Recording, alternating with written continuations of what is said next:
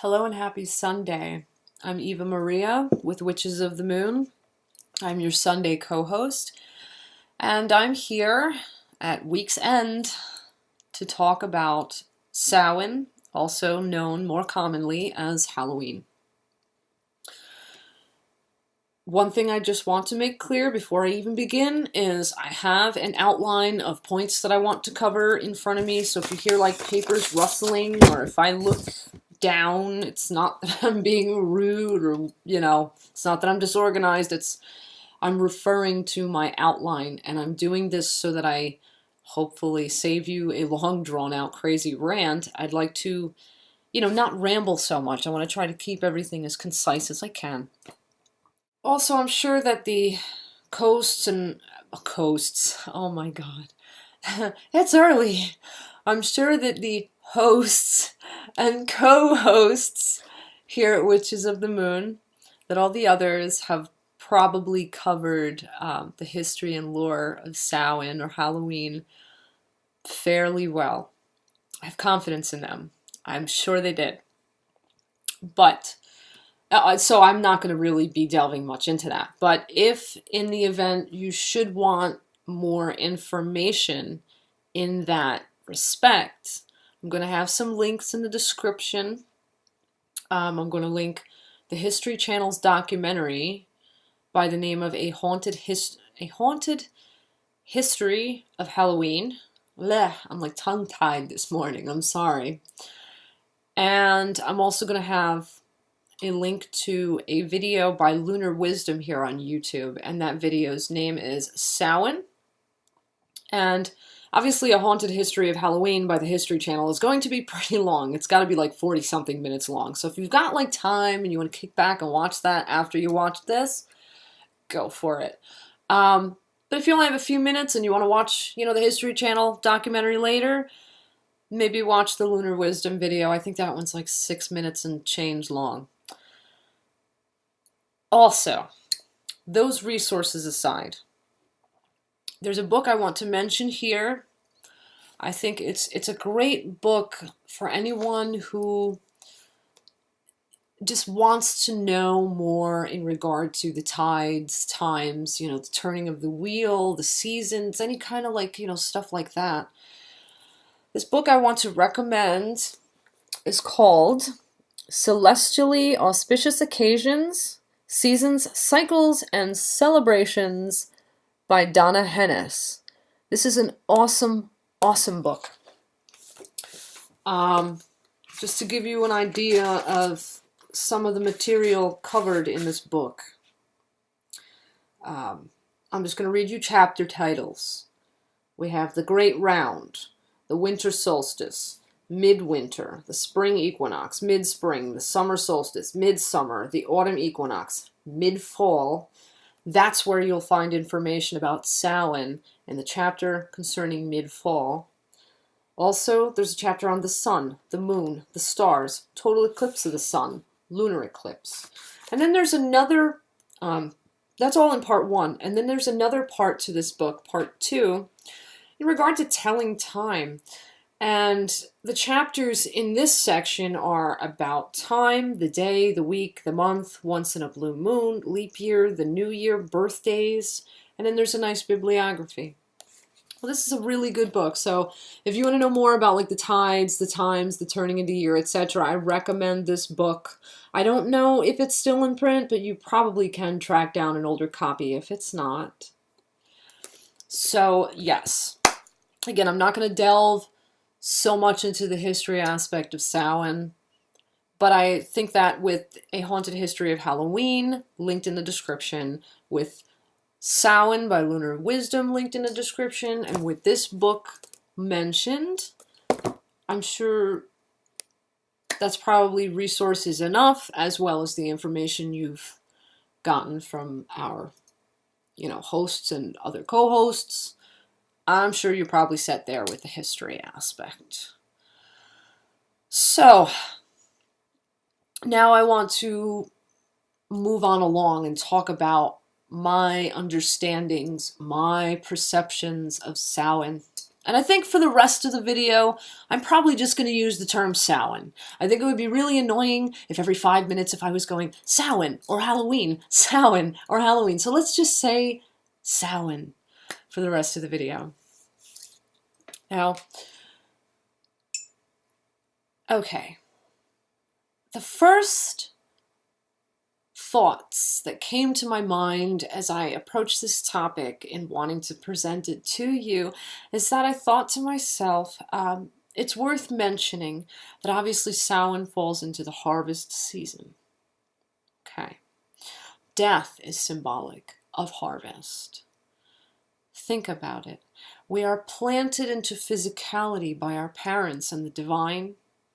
We grow, we evolve, you know, like plants, like the wheat in a field or whatever crop. You know, we grow, we evolve, and then eventually we are harvested back by the divine.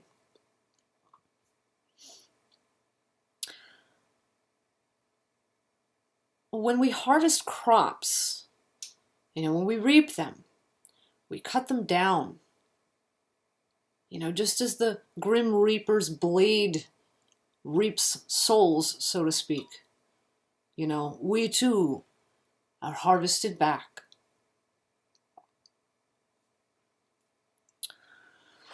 And I think Samhain is a good time for introspection.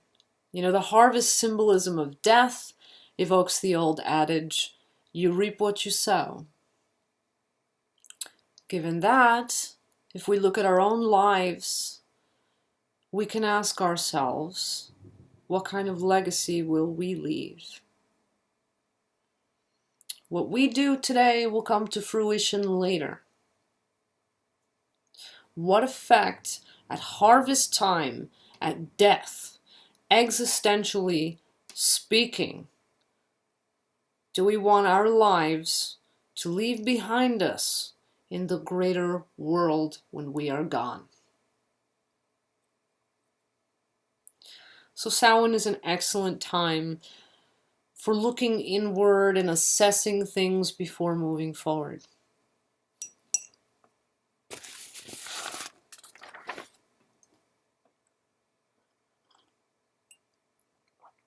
Also, it may prove fruitful to meditate on the death card in the tarot at Samhain.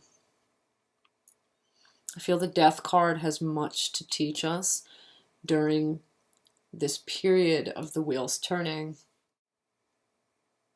Some of death's associations are changes, transitions, endings that precede beginnings, the process of grieving, acceptance, and letting go.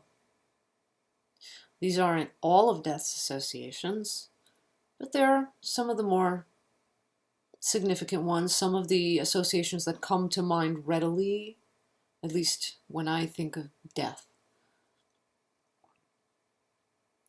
Now, there's a passage in the book that I showed you that I want to read because I feel that at this point in my video, it actually, there's significance to it. It's something that is worth mentioning. So I'm going to read this passage to you. Excuse me, I just need a sip of my coffee. Okay. Now with all this thought about like death and harvest, you know, consider this. In the season full of shadows, we are inclined to explore the darkness inside of us. What we discover there, if we're willing to recognize it, is the inevitability of our own demise. Everything does, after all, die, doesn't it?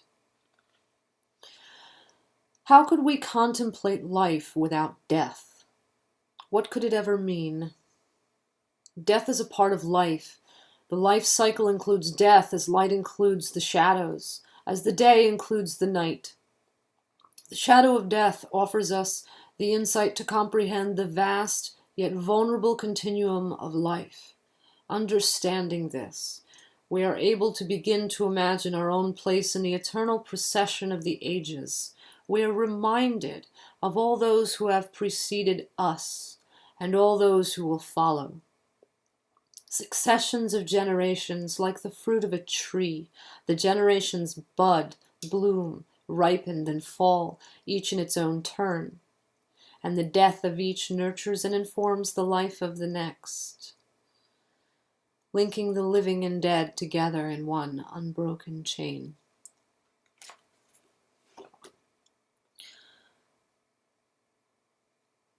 So, Samhain, it's a chthonic period. Its energy is close to the earth, deeply rooted. It's an energy that belongs to the underworld, or that maybe comes out of maybe that other world.